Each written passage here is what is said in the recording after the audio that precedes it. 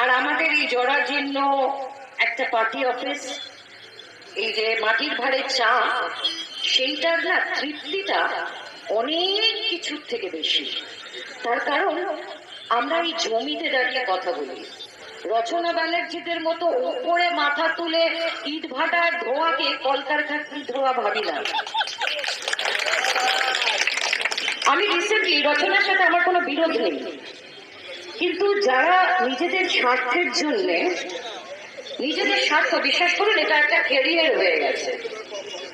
এই যে লাইন দিয়ে অভিনেতা অভিনেত্রীরা লাইন দিয়ে পলিটিক্সের নামছেন, আমি বলবো না এরা উঠছেন, এরা নামছেন যেখানে, সেখানে এরা জানে যে আজকে আমার এই থেকে এই অবধি কাজ, তারপরে আমার কি হবে জানা নেই। কে আছে? আগে সিপিএম যখন ছিল, বুদ্ধবাবু জ্যোতিবাবুর সময়, তখন আমাদের টলিপাড়া না এতটা পলিটিসাইজ হয়ে যায়নি, এত রাজনীতির নোনা জল ঢোকেনি সেখানে। কাদের দেখলাম আমরা তখন পলিটিক্সে?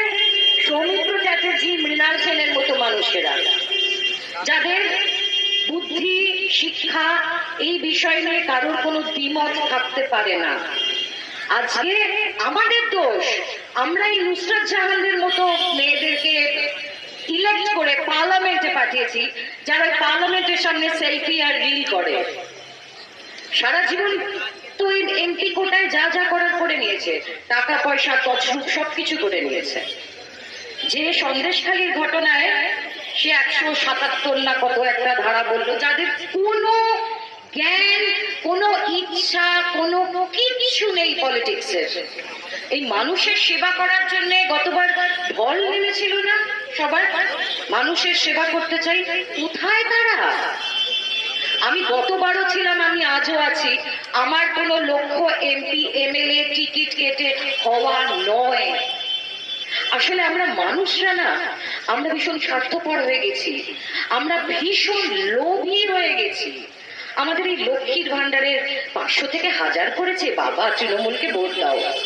ওই টাকাটা না কেউ কারোর কোষাগার থেকে দিচ্ছে না, তার নিজস্ব অ্যাকাউন্ট থেকে দিচ্ছে না, তারাই চুরি করা পয়সা, আমাদের ট্যাক্সের পয়সা। আমার আপনার খেটে খাটা যেই টাকাটা আমরা করি, তার অনেক টাকা আমরা ট্যাক্স দিই, সেই ট্যাক্সের পয়সা তারা চুরি করে এই ভান্ডার ফান্ডার এইসব নাম করে চালাচ্ছে।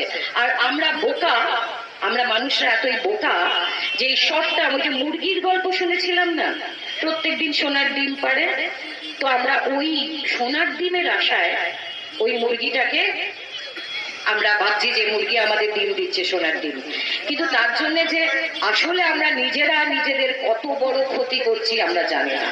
আমরা ধরেই নিয়েছি যারা রাজনীতি করে, পার্থ চ্যাটার্জি বা আরো কারা কারা সমস্ত লোক, এ ফুল ও ফুল, আজ এ ফুল দোকান ও ফুল, ফুলে ফুলে ঢলে ঢলে যায় যারা, সেই সব মানুষেরা আমরা ধরে নিয়েছি যে এরা করাপ্ট, এরা খারাপ, পলিটিক্স মানে খারাপ লোকজন থাকবে।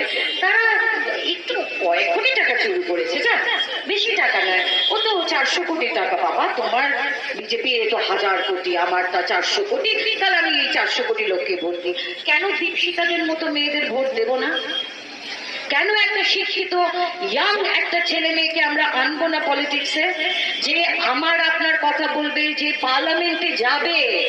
এই দেব থেকে আরম্ভ করে নুসরাত, মিমি, যারা এই লোকজন যারা এমপি ফেমপি হয়েছিল, তাদের পার্লামেন্টে মানে একটা বিল, ধরুন আমি যেহেতু কুকুর ভালোবাসি, আমি একটা কুকুর নিয়ে একটা বিল দিলাম, জমা করলাম, সেইটা লতে পাস করার দায়িত্ব হচ্ছে এই সব এমপিদের। তাদের পার্সেন্টেজ হচ্ছে 10, 9, 11, 17।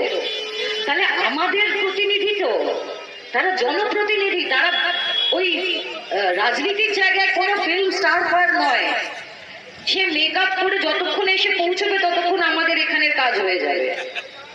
সুতরাং একটু বুঝে, আমাদের সবার বোধ বুদ্ধি আছে, আমরা মানুষ, আমাদের মান হুঁশ সব আছে, সেটাকে আমাদের কাজে লাগাতে হবে, চোখ কান খোলা রাখতে হবে, কনস্টিটিউশন সংবিধানকে মাথায় রেখে ভোটটা দিতে হবে।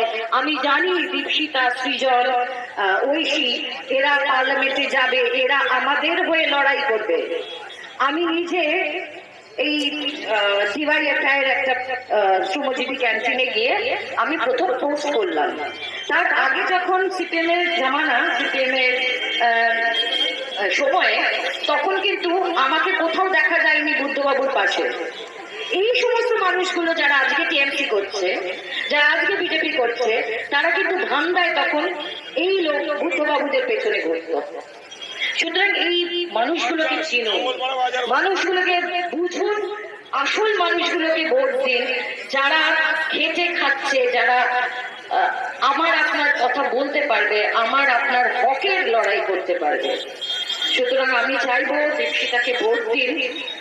এই ছোট এই পরিবর্তন, কলকাতাকে লন্ডন করে দেবে, এই করে দেবে, সেই করে দেবে, মানুষ এত আর বোকা নয়। কিন্তু মানুষকে একটু জানতে হবে, মানুষকে এবার বুঝতে হবে আসলে কি ভালো। আমাকে তো এরা কাজ কর্ম দিতে চায় না। আমি যদি কালকে মানে হব না, জেনে নিন শেষ শেষ নিঃশ্বাস অব্দি আমি এই দলকেই ভোট দিয়ে যাব, এই দলের হয়েই গলাবাজি করে যাব।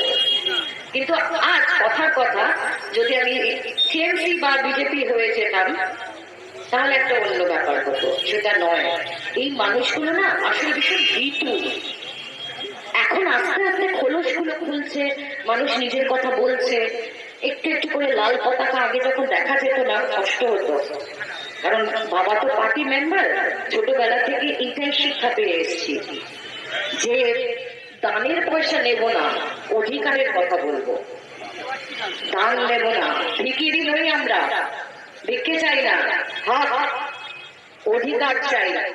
শিক্ষা, স্বাস্থ্য এর অধিকার চাই। কেন আমাদের শিক্ষকরা রাস্তায় বসবে? যে রাজ্যের শিক্ষকরা রাস্তায় বসে, সে রাজ্যের কি উন্নতি হবে? এত বড় বড় করে পোস্টার হোর্ডিং দেখি, উন্নয়নের ছবি, এইগুলো পুরো ব্রেন ওয়াশ করা হচ্ছে মানুষকে। সুতরাং এত গদ্দালিকা প্রবাহে বয়ে যাবেন না। শিক্ষিত মানুষকে আসতে দিন, একদম সব শিক্ষিত মানুষ। কেন পলিটিক্স আপনার বা আপনার ছেলে বা আপনার মেয়েরও একটা কাজ হতে পারে। সেও তো দীপশিতাকে দেখে ভাবতে পারে যে না, দীপশিতা জেএনইউ থেকে পাশ করা শিক্ষিত একটা মেয়ে, মাটির গন্ধ সত্যিই রয়েছে। আমি জানি দীপশিতার ওখানে, আমি আগের বারও গেছি। সেই সব মানুষগুলোকে নিয়ে আসুন। আমি কথা দিচ্ছি দীপশিতা এদিক ওদিক করবে না, দীপশিতা সত্যি আমাদের কথা বলবে। ভালো